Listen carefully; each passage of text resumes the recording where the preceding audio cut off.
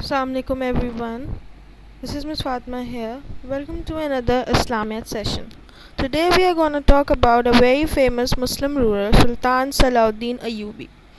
Sultan Salahuddin Ayyubi was born in 1137 AD. He got his early education from his father and his uncle, who were the lieutenants at Syrian army. Sultan was a very brave warrior and he fought many battles like a hero. He led the Muslims when the Third Crusades came.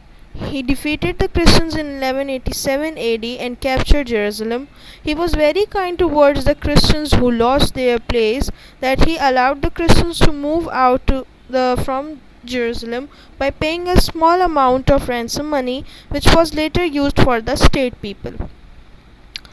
This win of Muslim upset all the European rulers that they decided to seize Jerusalem again from the Muslims by sending their army. But Sultan defeated them in every battle, and at last they decided to live at peace after continuous loss. The Sultan was a very generous person and dedicated rest of his life for the welfare of people. He built many mosques, schools and hospitals. After 1 year of capturing Jerusalem in 1192 and in 1193 AD, Sultan Salahuddin passed away in Damascus.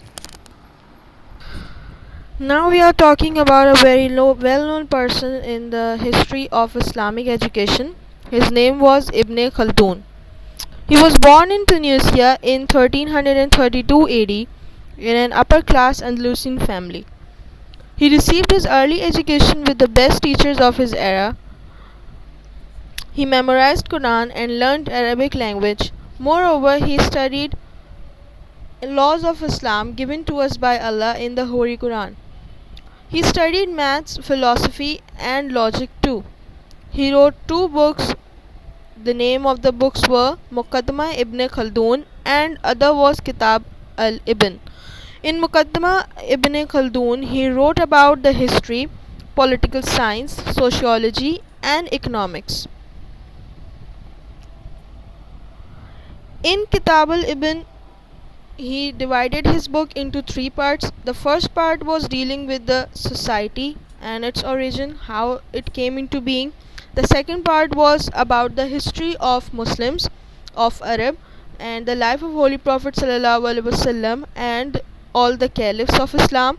And the third part contained the autobiography of himself, Ibn Khaldun. But there were not much details about him in his autobiography, so no one knows about his family exactly. But after some time in 1406 AD, Ibn Khaldun passed away.